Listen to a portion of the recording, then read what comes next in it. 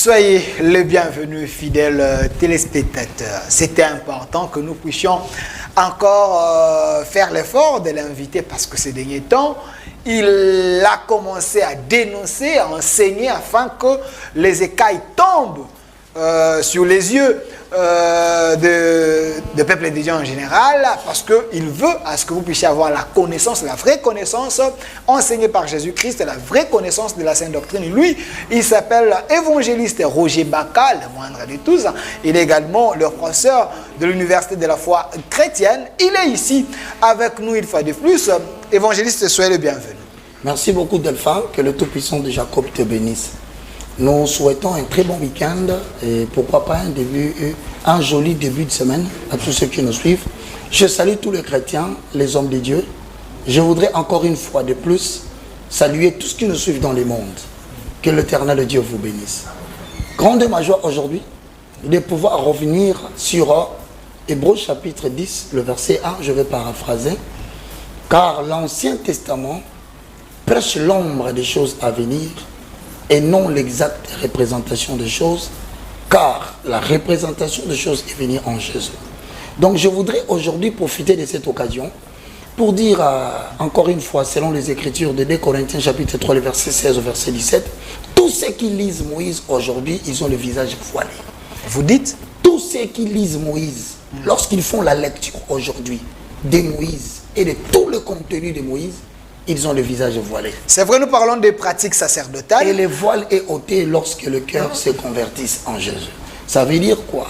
Se convertissent en Jésus veut dire métamorphoser. Métamorphoser veut dire se convertir ou changer. Quitter l'ancien pour être dans le nouveau. Changer de stature pour entrer dans une nouvelle stature. C'est d'ailleurs la raison pour laquelle d'entrée de jeu. Je voudrais dire à tous ceux qui nous suivent, ne faites pas porter aux chrétiens de l'autre côté de la croix la charge que l'Ancien Testament n'a pas pu porter. Ceux qui sont venus avec la loi n'ont pas supporté cette loi. Ne les amenez pas chez les chrétiens de l'autre côté de la croix. Si vous voulez prendre l'Ancien Testament pour les ramener aux chrétiens de l'autre côté de la croix, vous devez leur amener l'esprit de l'Ancien Testament, l'esprit de la lettre de l'Ancien Testament. Voilà pourquoi aujourd'hui, avec toi d'entrée de jeu, je voudrais te dire que la lettre a vieilli en accord avec Hébreux chapitre 8, le verset 7, le verset 13. Nous avons une nouvelle lettre qui s'appelle Jésus-Christ de Nazareth, mais cette lettre est esprit, c'est-à-dire l'Ancien Testament est une lettre. Nous ne pouvons pas ramener cette lettre aux chrétiens du Nouveau Testament, mais nous devons leur ramener l'esprit de l'inspiration. Ça veut dire quoi? Ça veut dire tout simplement, lorsque tu vas vite dans la Bible, dans le livre de 2 Corinthiens, au chapitre 3, le verset 16, c'est pourquoi nous ne perdons pas courage. Et même si notre homme extérieur est détruit, notre homme intérieur se renouvelle de jour en jour. Nous ne sommes pas les chrétiens de la biologie, les chrétiens de l'homme corps et de l'homme âme. Non, nous sommes des chrétiens de la lettre, de l'esprit. Le Saint-Esprit vient habiter en nous afin que nous devenions une habitation de Dieu en esprit. Lorsque nous allons vers le verset, le verset 16, la Bible dit, c'est pourquoi nous ne perdons pas courage. 17, car nos légères afflictions du moment présent produisent pour nous au-delà de toute mesure. Je voudrais ici expliquer à tous ceux qui nous suivent à la maison. La chose la plus importante, c'est de ne pas nous prêcher les réalités. Ne nous amenez pas les réalités de la vie, mais apportez-nous la vérité du message. C'est la raison pour laquelle aujourd'hui, je suis en train de faire encore une nouvelle défense. Lorsque tu vas dans le livre de Matthieu chapitre 17, tu verras que beaucoup de prédicateurs en parlent. Beaucoup de gens les témoignent. Et d'ailleurs, tout chrétien né de nouveau connaît cette affaire de Matthieu chapitre 17. Pourquoi? Parce que justement, dans le livre de Matthieu chapitre 17, il y a la mention de ce que nous appelons la problématique de la transfiguration dans la montagne. J'espère que tu l'as souvent entendu parler de ça, que lorsque Jésus-Christ était en train de prier à la montagne, il y a Élie qui est sorti à sa gauche et Moïse. Alors la question qu'on se pose, puisque nous disons que la loi est l'ombre des choses à venir, l'Ancien Testament prêche l'ombre des choses à venir. Hébreux 8, 7. Je voudrais poser cela, revenir pour donner cet exposé afin de commencer à clarifier. Ok, mais parce qu'il y a également un groupe de gens qui pensent que Jésus est le même hier, aujourd'hui et éternellement. Très bien. Donc, la Bible est dogme ne faut ni enlever, ni ajouter. C'est bien, je suis en train d'appuyer cette référence en disant, il est le même hier, aujourd'hui et éternellement. Je vais te poser une question, bien que tu ne répondras pas, ça serait toujours moi qui veux le parler. Je te pose la question. H2O, c'est la formule chimique de quoi? De l'eau. L'eau liquide. Mais si tu prends H2O, tu le prends dans une température élevée de froid, ça devient une glace. Est-ce que tu diras que l'eau a changé? Non, c'est toujours l'eau, mais qui a changé de quoi? D'état. Maintenant, quand tu prends la glace, tu le fonds sur quelque chose de très chaud avec une température de chaleur élevée. Qu'est-ce qui en découle? Lava. Cette vapeur qui monte, ce n'est pas de l'eau. Voyez pourquoi les gens, la Bible dit dans Matthieu chapitre 22, le verset 22-29, vous êtes dans l'erreur parce que vous ne comprenez ni les Écritures, ni la puissance de Dieu. Quand il dit Jésus-Christ est hier le même Dieu, il est le même aujourd'hui Fils, demain il sera le même le Saint-Esprit. La question est donc bien posée. Est-ce que quand je dis qu'aujourd'hui nous avons besoin de l'esprit de la lettre, j'ai changé la lettre? Non, la lettre elle est là, mais nous prenons l'esprit toujours de la lettre. Si Moïse a lu la lettre, nous lisons l'esprit de la lettre. Donc je n'ai rien changé. Autrement dit, lorsque tu vas au niveau des Imba, le courant qui sort des Imba, ce n'est pas le courant que tu reçois chez toi à la maison. Ça doit passer par des transformateurs. Il y a les étapes. Les transformateurs diminuent la puissance du courant afin que cela soit transmis dans des maisons. Et la logette ne prend que 6600 volts. Pour que nous ayons 3 phases avec le naître. Mais est-ce que le courant de Imba a réellement changé avec le courant de la cabine de 6600 volts? La réponse est non. Et si tu veux vérifier, tu n'as qu'à toucher le courant, tu sauras que c'est la même pression qui vient de là. L'esprit qui était sur Moïse, ce n'est pas le même esprit qui était sur Jésus, ce n'est pas le même esprit qui habite aujourd'hui dans les hommes de Dieu. Voilà. Comment différencier alors? Parce qu'il est le même hier, aujourd'hui, éternellement. Toute la lettre que Moïse a amenée. Quand tu parles de l'Ancien Testament, retiens que tu parles de 2 choses. De Moïse et d'Élie. L'Ancien Testament ne parle pas d'autre chose à part ces 2. C'est pourquoi tu verras, la Bible dit la loi et les prophètes. Celui qui a ramené la loi sur la montagne de Sinaï, sans que j'aie crainte de te poser la question, il s'appelle le mot Moïse. Celui qui a restauré l'autel prophétique, avec tous les sacerdoces que j'entends ici à Kinshasa, il s'appelle le prophète Élie le Tishbite. Voilà pourquoi pendant la transfiguration, tu verras Moïse apparaître, Élie apparaître. C'est ça la première justification, parce que ce n'est pas Abraham. Abraham n'a pas traité une alliance en termes de l'Ancien Testament qui conduit le peuple. Non. La loi et les prophètes sont incarnés par Moïse et Élie. Et tu verras, le jour de la transfiguration, Jésus-Christ, en même temps qu'il priait, Moïse apparaît à sa gauche et Élie à sa droite. Pourquoi ce n'était pas Abraham? Ils doivent nous expliquer la lettre. Voilà où la lettre est tue. C'est pourquoi je t'ai dit, le message des nations, c'est le pourquoi du dernier pourquoi. C'est le pourquoi des choses. C'est l'inspiration. C'est le miel qui est à l'intérieur du lion. Oui, l'Ancien Testament est un lion. Nous le reconnaissons. Mais nous n'avons pas besoin de toucher son cadavre. Nous cherchons le miel qui est à l'intérieur pour le retirer sans toucher le cadavre. C'est-à-dire l'esprit de l'Ancien Testament. Donc l'Ancien Testament prêche un esprit. Cet esprit s'appelle Jésus. Mais il faut maintenant que tu rencontres les hommes révélés pour qu'ils commencent à prendre l'Ancien Testament et te le montrer pourquoi. Parce que l'Ancien Testament va vieillir, il va disparaître. Je pose le fondement, garde ta question. Hébreux chapitre 8, le verset 6. La loi tue, l'esprit vivifie. Donc, ceux qui prêchent Moïse tuent l'église aujourd'hui. Ils ont le visage voilé. C'est-à-dire qu'ils prêchent la lettre, mais pas l'esprit. C'est d'ailleurs la raison pour laquelle les nations refusent le christianisme. Donc la parole sans la vie. La parole sans le message, sans la révélation, c'est la mort. Je vais te démontrer ça tout à l'heure. Retiens cette assertion. Hébreux chapitre 8, le verset 7. En effet, si la première alliance a été sans défaut, il n'aurait pas été question de la remplacer par une nouvelle. Si l'ancienne alliance était sans défaut, il n'aurait pas été question de la remplacer par une nouvelle. Va vers le verset 13 du même chapitre 8 de Hébreux. En disant une alliance nouvelle, il a déclaré l'ancienne, c'est-à-dire la première. Or, ce qui est ancien, c'est ce qui a vieilli et sur le point de disparaître. Je rentre dans la transfiguration pour que je te donne ce que tu as dit, la parole de l'Éternel, sans révélation, sans inspiration, c'est un message sans vie. Un prédicateur du Nouveau Testament a 2 dimensions. Lorsqu'il prend les Écritures, il vous présente la dimension historique des choses. Et au-delà de l'histoire, il vous fait sortir l'inspiration du message. C'est là où je suis. L'esprit de l'histoire. Donc, un bon prédicateur qui a ces critères, parce que tout le monde s'est dit prédicateur au Congo. Okay. Mais moi, j'ai dit un bon prédicateur du Nouveau Testament, c'est quelqu'un qui marche avec les 6 critères. Les 6 critères sont synthétisés en 2. Tu veux que je les énonce? Bien sûr. Premièrement, c'est l'appel nominal. On va passer du temps là-bas. C'est encore une forêt de révélations.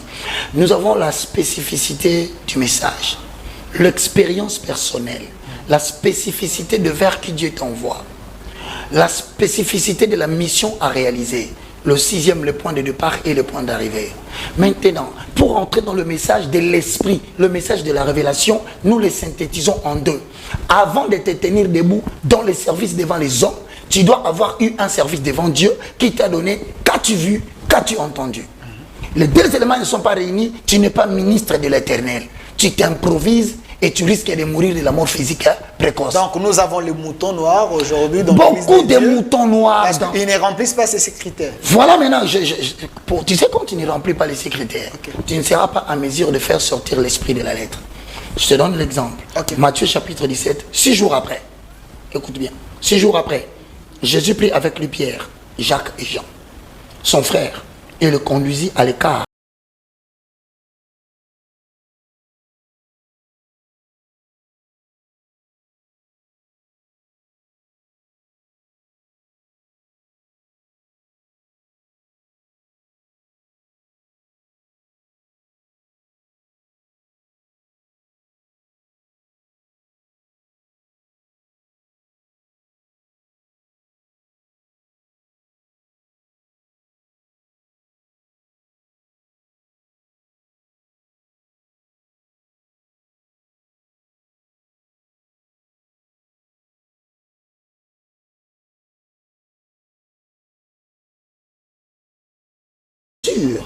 Parce que Moïse est apparu avec Élie.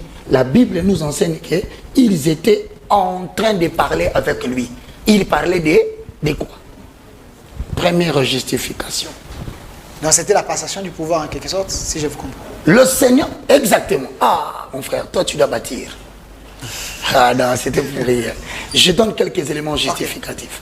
C'est ça le message révélé. Parce que tu viendras devant les gens. Tu dis Moïse et Élie sont apparus là où Jésus était transfiguré. Mais explique aux gens pourquoi c'est pas Abraham. Pourquoi c'est pas Josué. C'est ça le message dont la nation a besoin. La nation n'a pas besoin de l'histoire. Non, l'histoire est une science qui étudie le passé en vue de prévenir l'avenir. Tu nous as dit que Moïse et Élie étaient à côté de Jésus. C'est de l'histoire. Maintenant, en quoi ça nous concerne? Parce que nous sommes au Congo, nous sommes à l'ère des béton.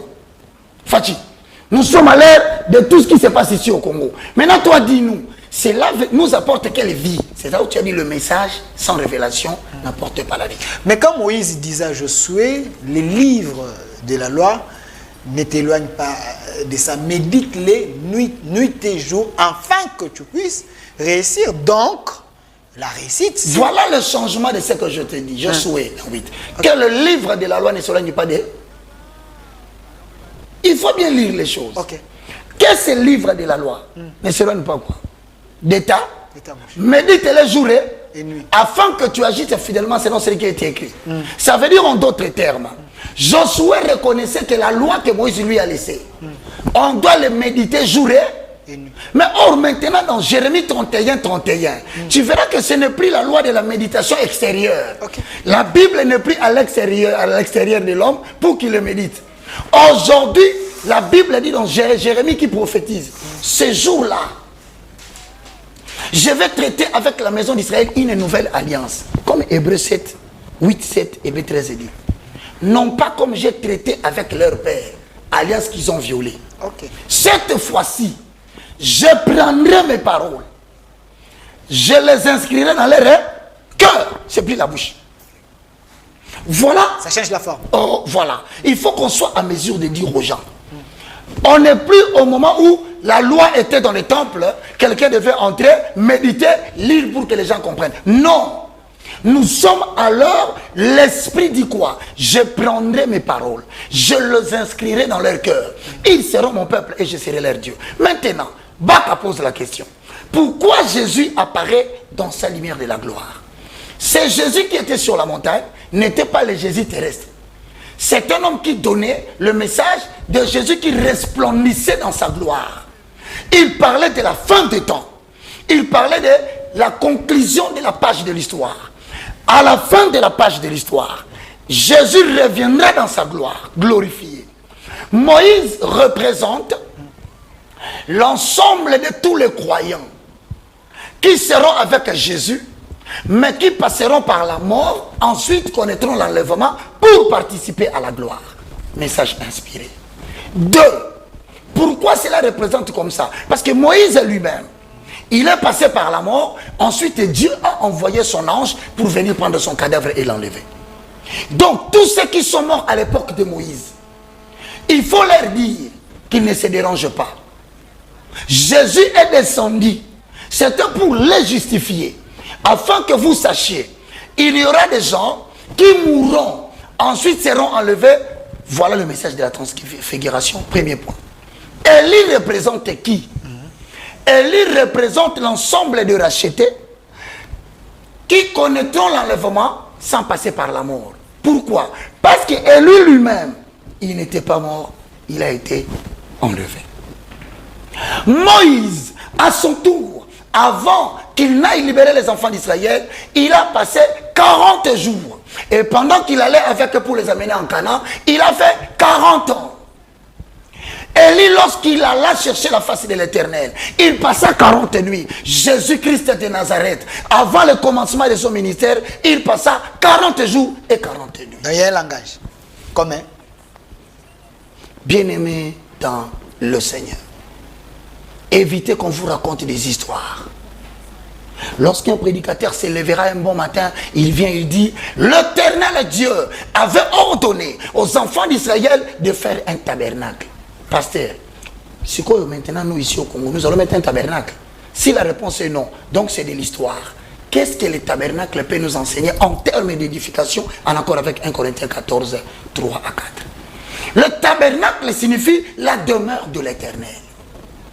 Donc la chute d'Adam, Dieu n'avait pas abandonné l'homme. Mais il prévoyait un moyen, il rentrera en contact avec l'homme par le tabernacle. Or, le tabernacle ne pouvait pas être éclairé en accord avec Exode chapitre 25, le verset 31 à 33. Pour ceux qui veulent le lire, le tabernacle avait besoin de l'éclairage. Le tabernacle avait besoin de la lumière. Or, le tabernacle était hermétiquement fermé, la lumière naturelle ne pouvait pas entrer. Seul le chandelier qui pouvait allumer et donner de la lumière de l'intérieur. Mais qu'est-ce que signifie ce message par rapport à l'histoire et par rapport à l'esprit de la lettre? Voilà ce que cela veut dire. Le tabernacle signifie la demeure de l'Éternel.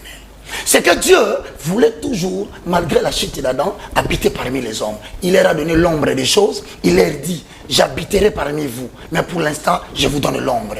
L'ombre que je vous donne s'appelle tabernacle, la demeure de l'Éternel. C'est ainsi que Marie rencontra l'ange. On lui dit, l'ange de l'Éternel te couvrira de ses ailes.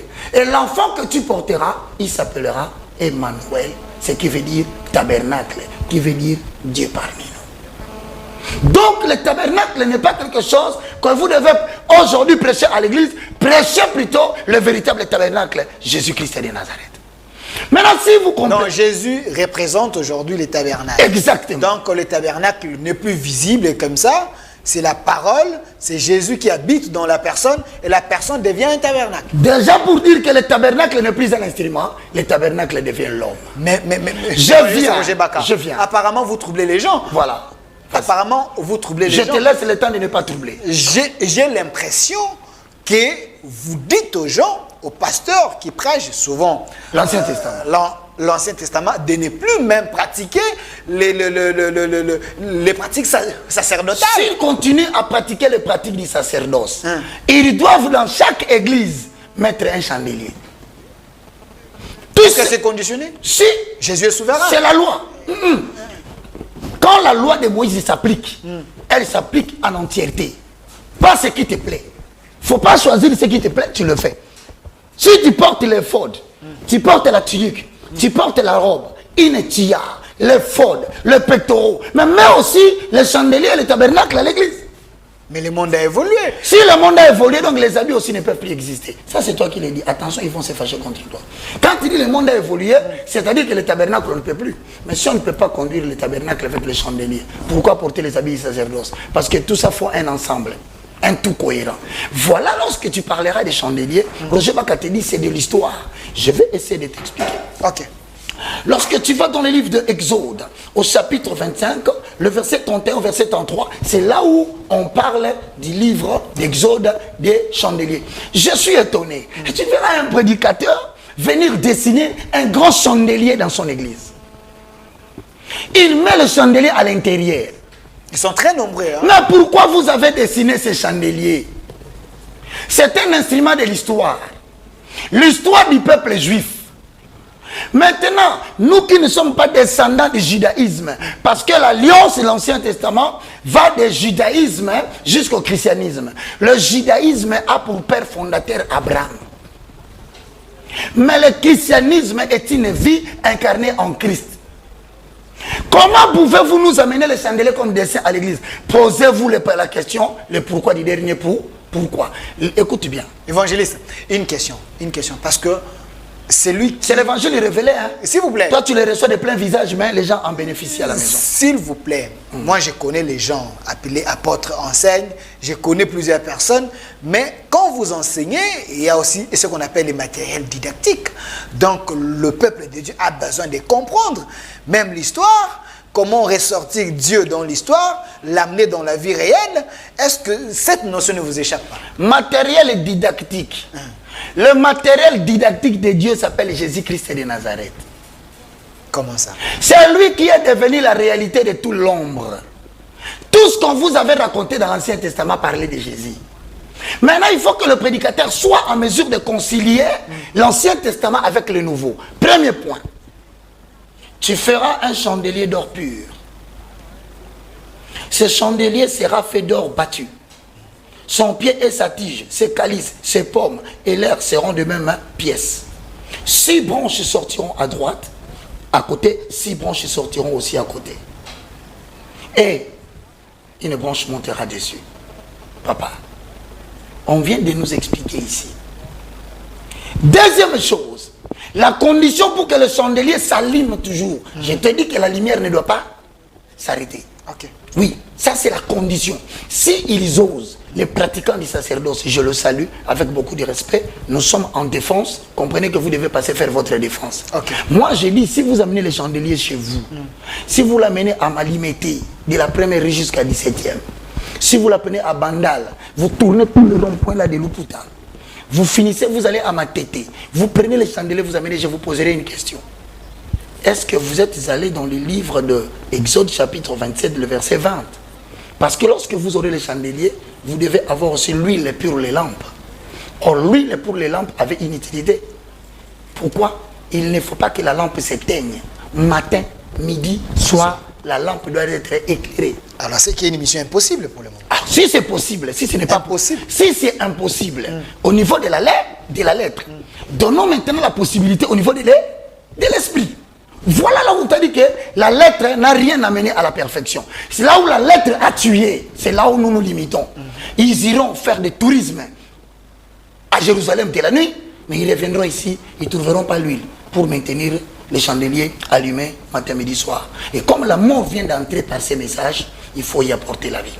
Le chandelier, c'est le prototype de Jésus-Christ de Nazareth. Christ, la lumière qui éclaire le monde. Jean chapitre 1, le verset 4. Pour ceux qui sont à la maison, ils doivent comprendre que le 7 lampes exprime le 7 esprits de Dieu qui éclaire le monde. En accord avec Hébreux chapitre 1, le verset 9, Apocalypse 1, 4. Mais tu verras, dans le livre de Matthieu 17, 1, on dit 6 jours après. 6 jours après. Pourquoi 6 jours? Pas 5. C'est parce que lorsque Dieu a commencé à créer les choses dans l'humanité, l'être humain est l'œuvre du 6e jour. Donc la transfiguration de Jésus, Dieu, Jésus-Christ de Nazareth, Il était en train de prendre la loi de Moïse. Il a dit, tu as eu la loi. Tu l'as exercée. Tu n'as rien amené à la perfection. Donne-le-moi. Il dit à Élie, tu as restauré l'autel.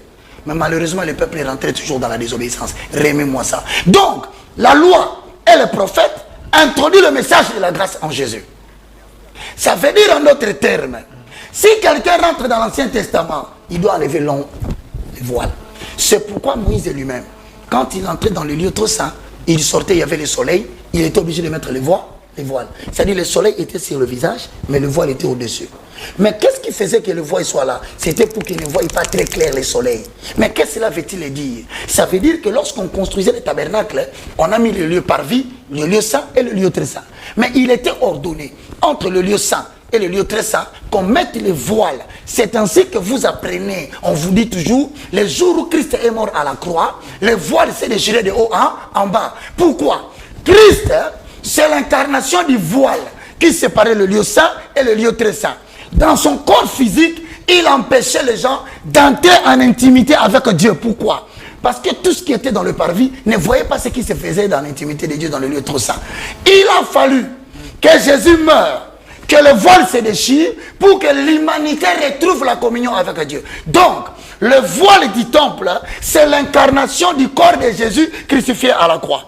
Une fois mort, le voile est déchiré, l'intimité est rentrée avec Dieu. Vous prêchez vos expériences à vous ou la pure parole ou la sainte doctrine? Une question, s'il vous plaît. Qui est votre modèle? Exode chapitre 26, le verset 15. Okay. Tu cherches mon modèle. Tu feras des planches pour le tabernacle. Elles seront de bois d'acacia et de planches debout. La Bible dit, pour les planches, il y en avait 6. Le 6 calices symbolise les chrétiens ou les croyants. Mais le chrétien est identifié par la 7e branche qui s'appelle Shabbat. Le 7e, c'est le sabbat. Le sabbat, c'est Jésus-Christ de Nazareth qui corrige l'imperfection des 6. Lorsque tu vas dans le symbolisme numérique et biblique, le chiffre 6 signifie l'imperfection. Donc l'être humain a été créé imparfait. Mais c'est le chiffre 7, le chiffre du repos ou le chiffre du Shabbat qui signifie la perfection.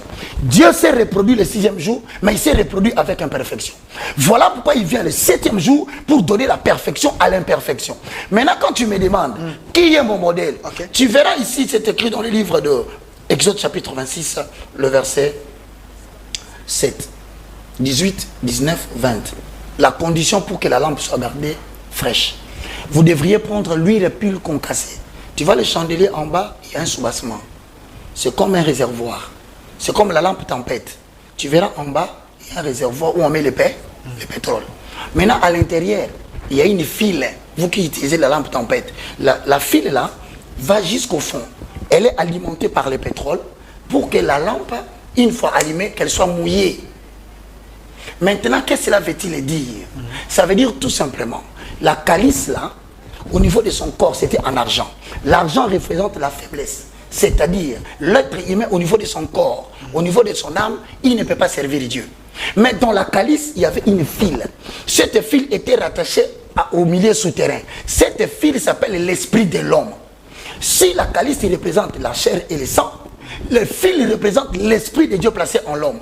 Mais maintenant, l'esprit de Dieu, de l'homme, pour que ça reste vivant, en accord avec la Bible dit dans Psaume 1, verset 1. Heureux l'homme qui ne marche pas selon les conseils des méchants, qui ne s'assied pas en compagnie de mon cœur, mais qui trouve son plaisir dans la loi de l'Éternel, qui la médite jour et nuit. Écoute maintenant bien, il est comme un arbre planté près d'un courant d'eau, dont le feuillage ne flétrit jamais.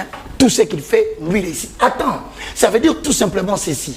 Si la lampe ne doit pas s'éteindre, la calice ne doit pas s'éteindre.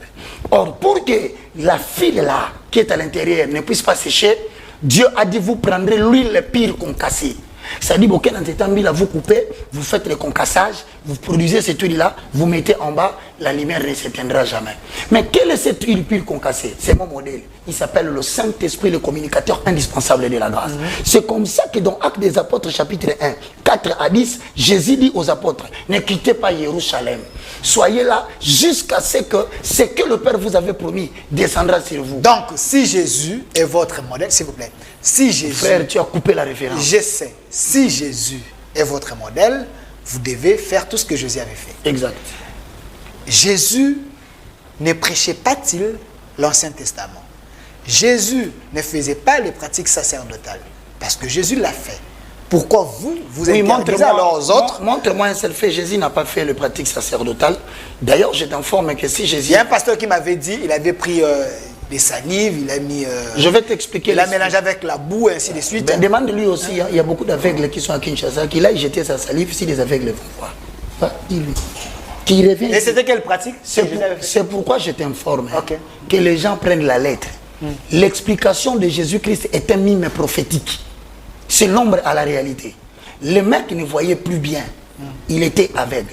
Jésus vient, il prend sa salive, il jette par terre. La salive de Jésus vient de la langue. La langue, c'est le symbole de la parole. En accord avec Jean chapitre 1, au commencement était la parole était Dieu. Toutes choses ont été faites par elle. Donc, Jésus a pris la parole, il a jeté par terre. Or, dans Genèse chapitre 2, le verset 6, la Bible ajoute, vous descendez, l'homme était créé par la poussière de la terre. Jésus n'a pas fait une pratique sacerdotale. Il a seulement pris la source de la parole. Il a rejeté sur la terre parce qu'il y avait un homme qui avait perdu les yeux. Il est allé récupérer les yeux de cet homme dans la source de sa création par l'ordonnance de la parole. Il a pris, il a pratiqué sur ses yeux, il est guéri. Voilà l'esprit du message. Ne nous racontez pas des histoires. C'est là où je te dis, Congo, il y a des gens qui boudent le christianisme parce que vous leur apportez la lettre qui ne sont pas importants pour eux. Je vais vous donner un autre exemple. Allez-y. Jésus a ordonné à ses disciples d'appliquer les pratiques sacerdotales. Quand Jésus envoie l'un de ses disciples d'aller prendre le poisson et puis faire sortir l'argent, il y a un pasteur également. Il nous avait suivi la fois passée, il dit, il faut expliquer à ton évangéliste. Mon ami, Jésus ne va pas demander à Philippe. C'est le pourquoi du dernier pourquoi. Prêchez-nous Jésus-Christ de maintenant. Ne nous ramenez pas dans l'histoire des Hébreux. Jésus a validé. Je viens pour te dire. Il faut aider plus. Quel est le message du pourquoi, du dernier pourquoi dans cet exemple? Voilà l'explication de l'esprit de la lettre qu'il a lue. Jésus a demandé à Simon Pierre. Pourquoi Simon? Parce que c'était un zélé dans la pêche. Mais qu'est-ce qu'il avait dit à Simon? Il a dit à Simon, toi tu es un pêcheur d'hommes. Moi je te paierai qui? Pêcheur des âmes. Mais il lui dit, va dans l'eau de Tibériade. Tu verras un poisson à l'intérieur, tu prendras de l'argent et tu viendras faire quoi? Pas acheter la nourriture. Tu ne viendras pas avec l'argent pour faire le voyage avec les pasteurs à Jérusalem qui n'est qu'un tourisme. Mais tu prendras cet argent, tu paieras quoi? Il ne faut jamais oublier ça. Jésus avait demandé cet argent pourquoi?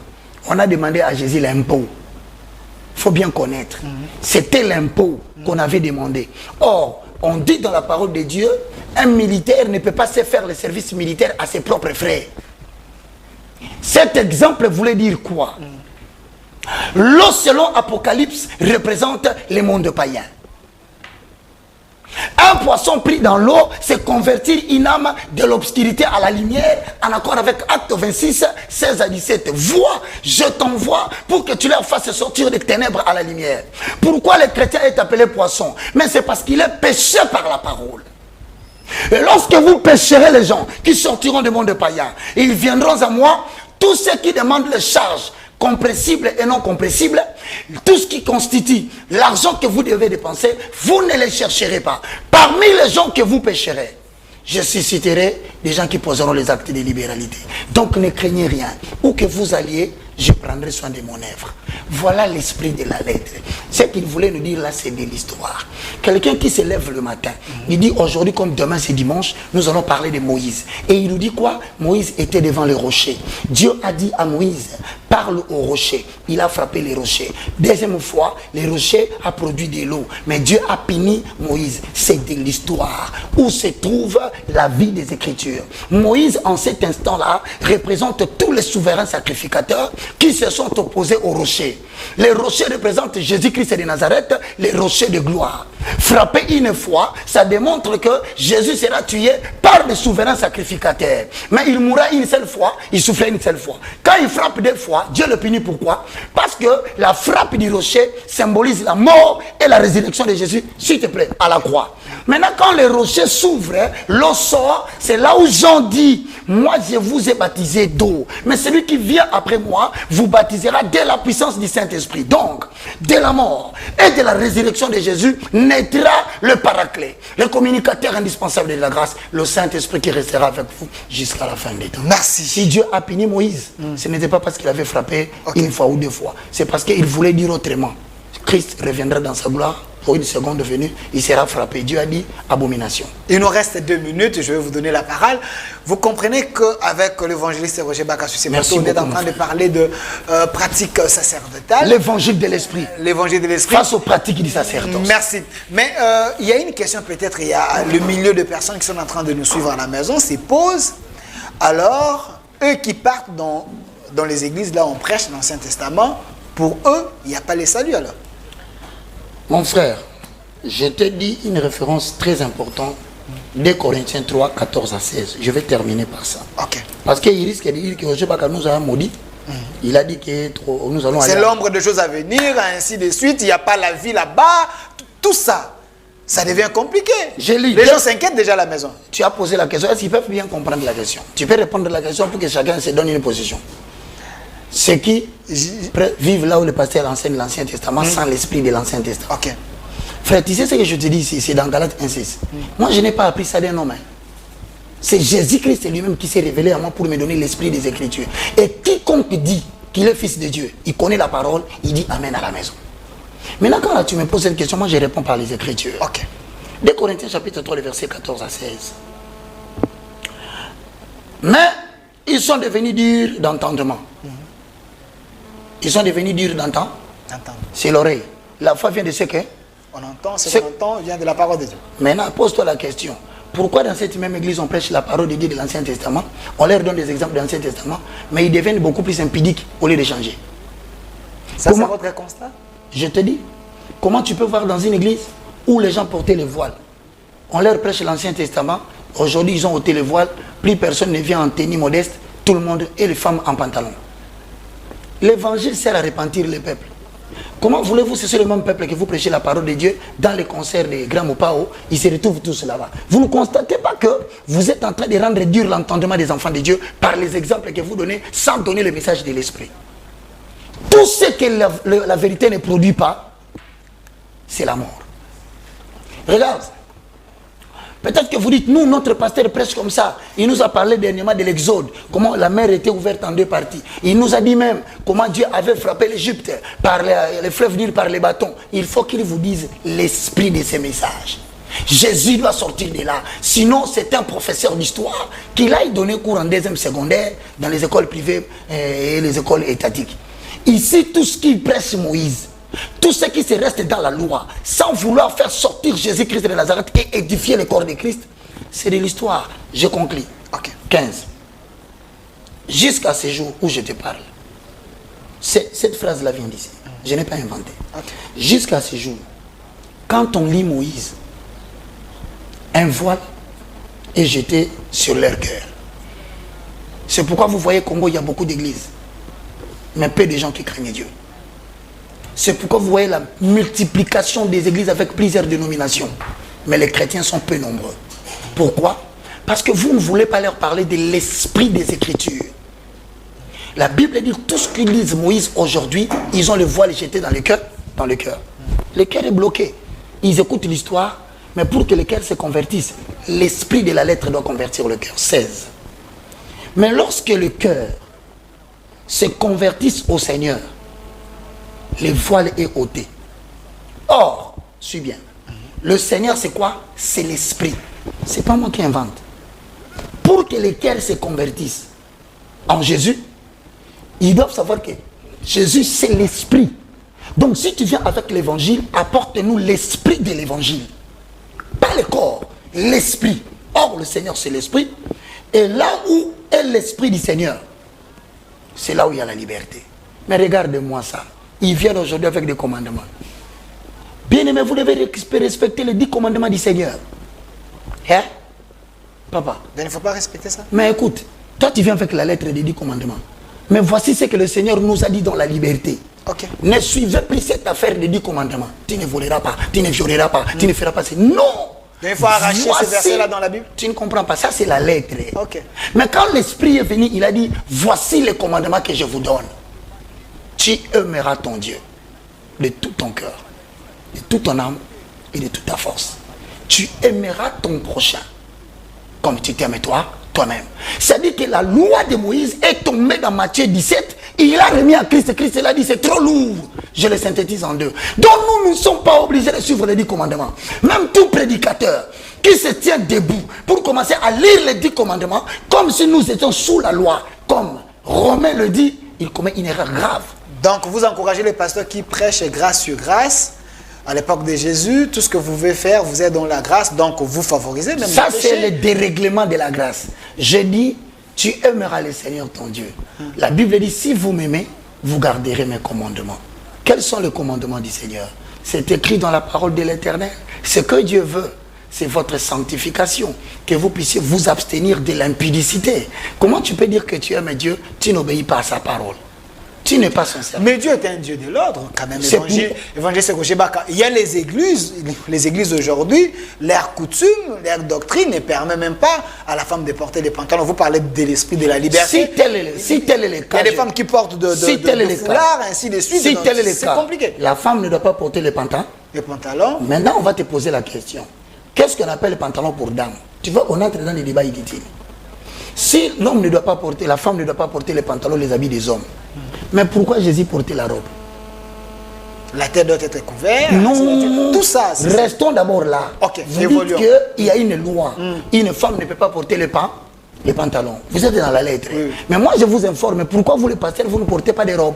Parce que Jésus-Christ, qui nous a sauvés, il portait une tunique avec une robe. C'est l'habit des femmes.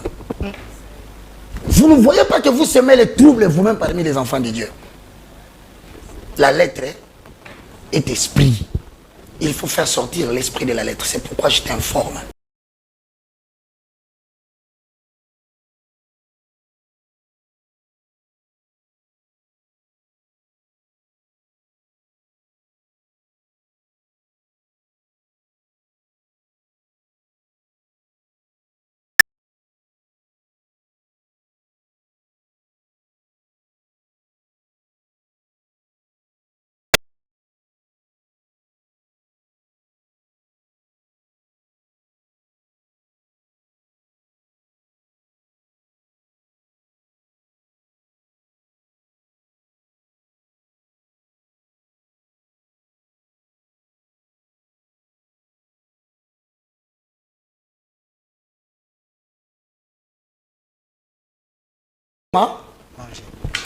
Ceci est ma chair, je vous donne.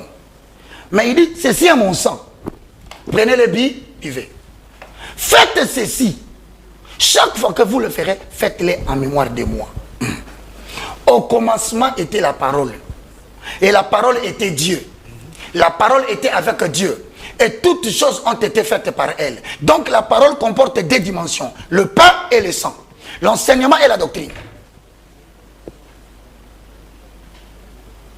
Écoute-moi mon frère, le temps va changer où Dieu va susciter de nouveaux serviteurs. Il dit, chaque fois que vous ferez cela, or vous faites la Sainte Seine combien de fois par an? Répondez-moi les églises de réveil. Une fois. Ils vous disent, nous allons faire la Sainte Seine bientôt. Donc vous le faites une fois. Autrement dit, donc le souvenir de Christ ne vous revient qu'une seule fois par an. C'est ce que vous voulez me dire, c'est ça la lettre. Voilà, c'est le moment de prêcher l'esprit de la lettre.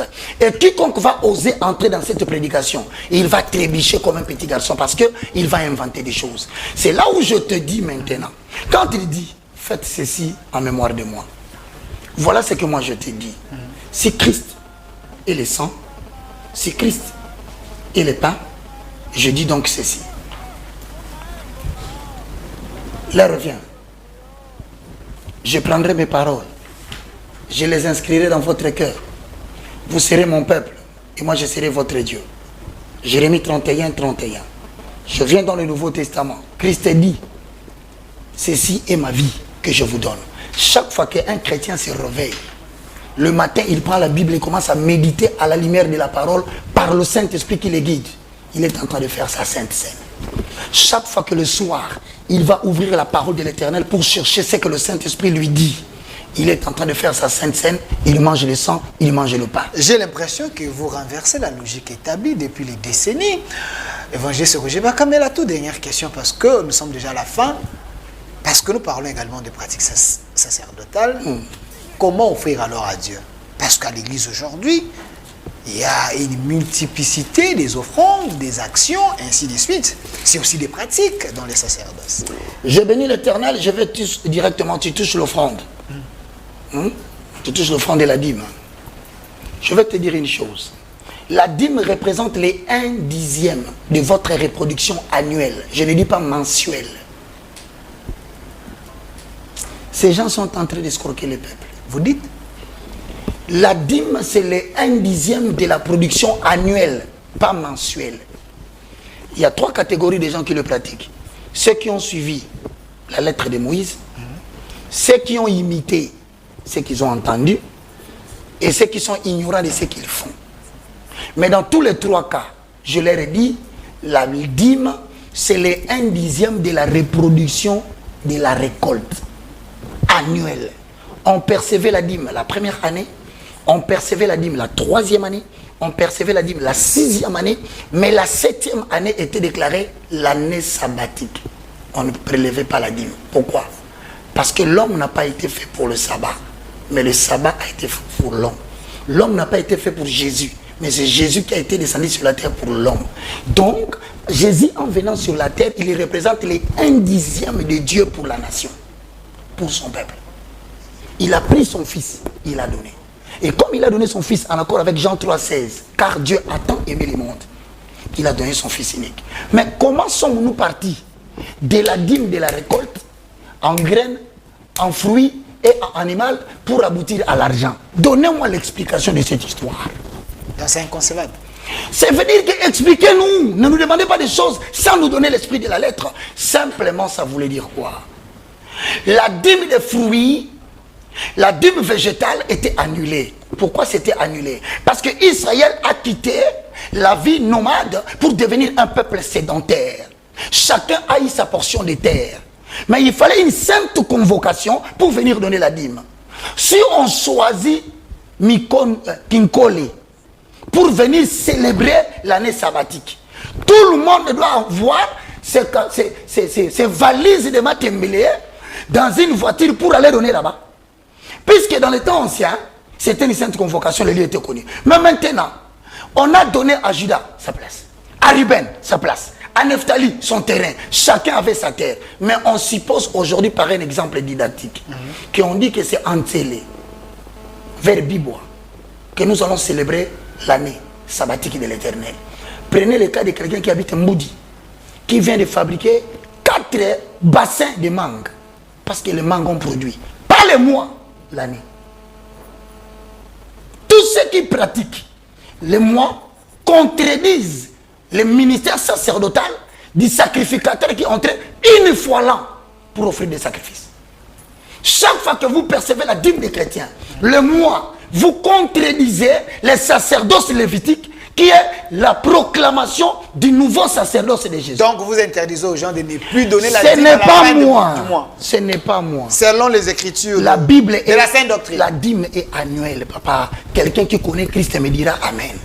Mais je suis en train de t'expliquer. Mais ce n'est pas ça qu'on nous prêche, évangéliste. Mais ça fait un long moment. Bon. Ça fait plus de 100 ans. Tu vois ce que je te dis? Les gens vont t'appeler pour dire cet homme-là, il a perdu la tête. Oui. Vous êtes égaré, le diable vous a récupéré. Moi, je suis égaré, mais je parle de la Bible.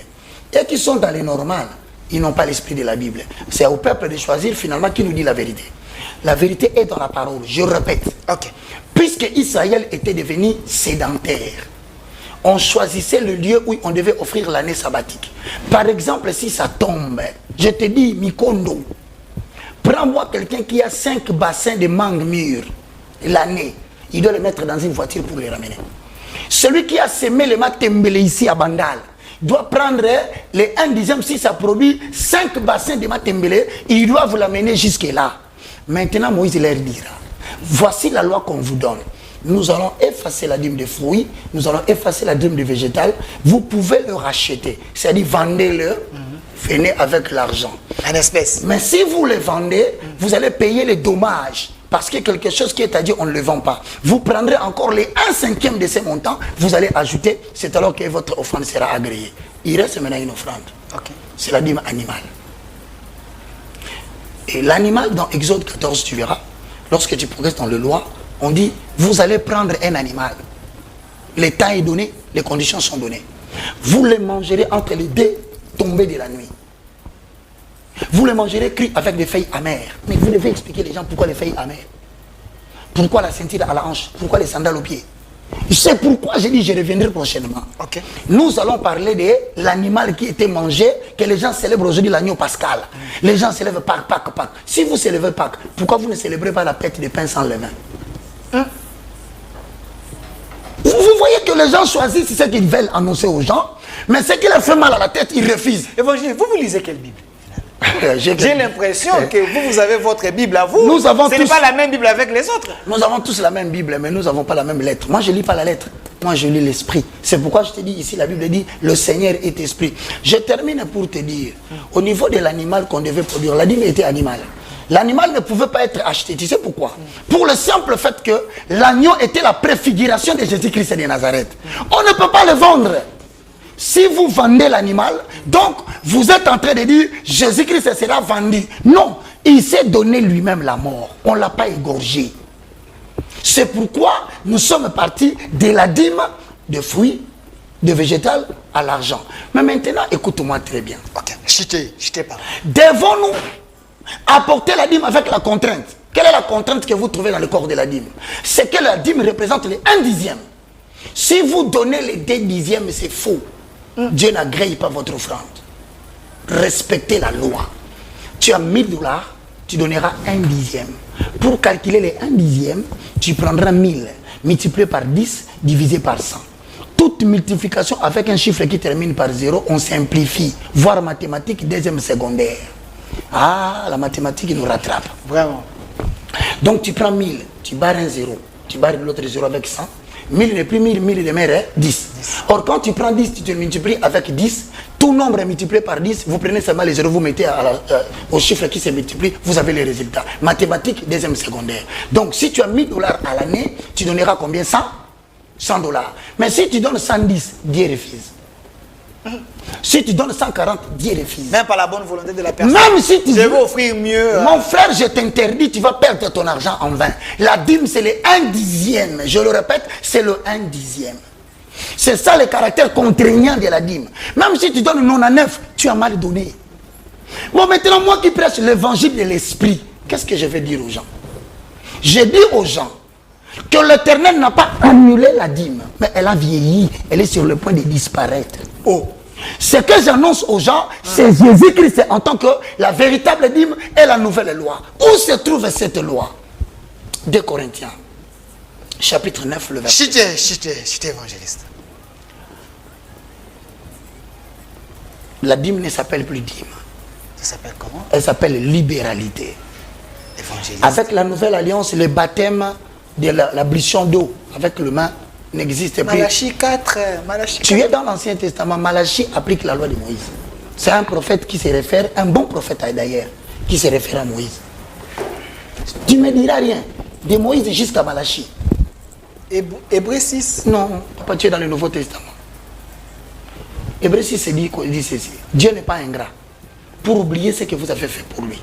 Ayant rendu, il rendra encore des sacrifices pour le sang.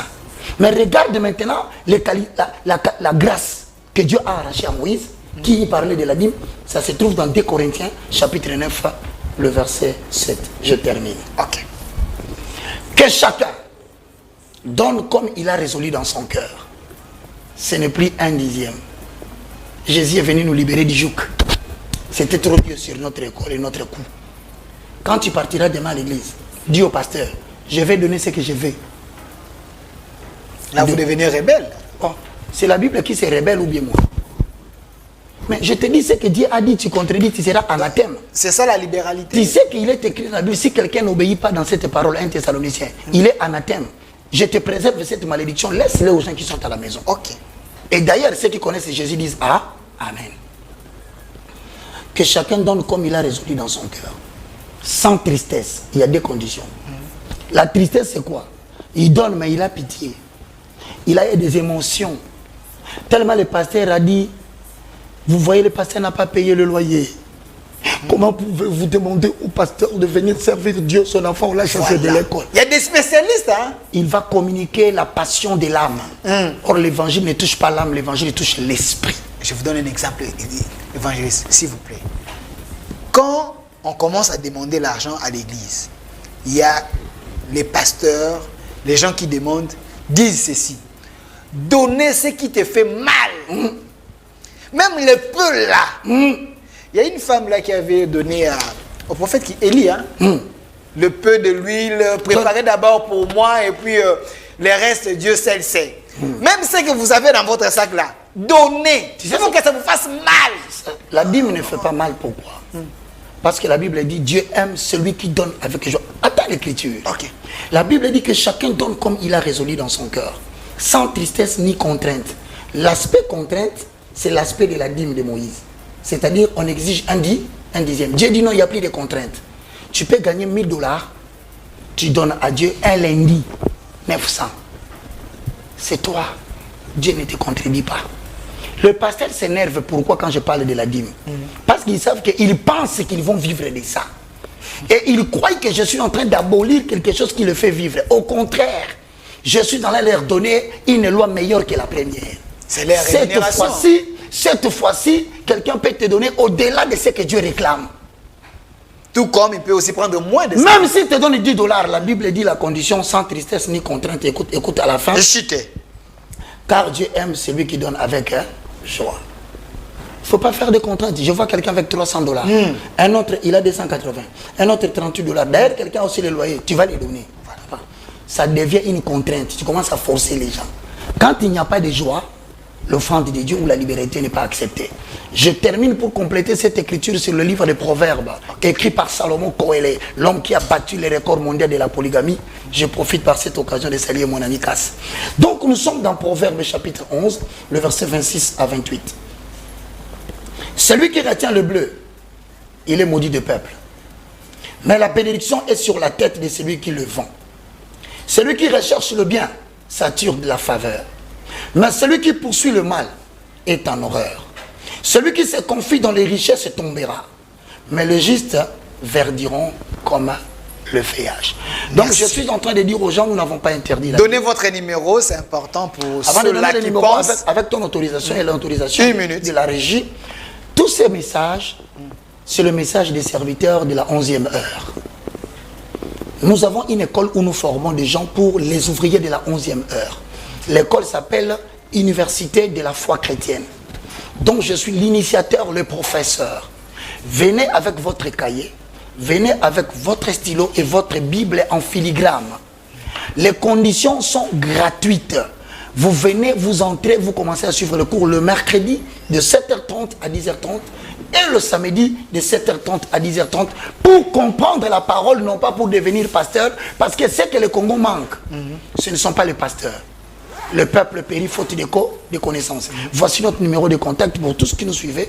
Nous sommes dans plus de 143 90 79 66 785. C'est mon numéro WhatsApp. Je disais plus 243 90 ou 90. Cela dépend du pays. Donc 90 79 66 785. Vous pouvez avoir nos syllabus qui sont déjà publiés partout dans le monde via les agences. Merci beaucoup Delphin. Je reviendrai la prochaine fois comme je te dis. Merci. Pour parler de l'agneau. Merci. Nous sommes là. Nous sommes là. Vous souhaiterez un débat si les pasteurs s'appointent? Je suis en train de te dire. Tout celui que tu appelleras, si nous sommes dans la saine doctrine, il ne viendra pas. Ça c'est un. De deux, s'il est dans la lettre, tu peux multiplier 10, 15 invitations. Je ne me vante pas que je connais toute la Bible. Il ne viendra pas. Merci, cher pasteur. Le défi est lancé. Comment celui que tu avais invité? Big Prophète Emmanuel Lumbu. Il est où? Il n'est pas encore là. Sans suite. Merci d'avoir été de notre évangéliste Roger Bach. Avec lui, on a parlé un peu de pratique sacerdotale. Le défi est lancé. Si vous pensez que vous avez la connaissance pour aider les enfants de Dieu, pas pour amuser la galerie, édifier les enfants de Dieu, voilà. Évangéliste Roger Bach est là. Restez fidèles à nos programmes. Au revoir. Au revoir à vous tous. Merci.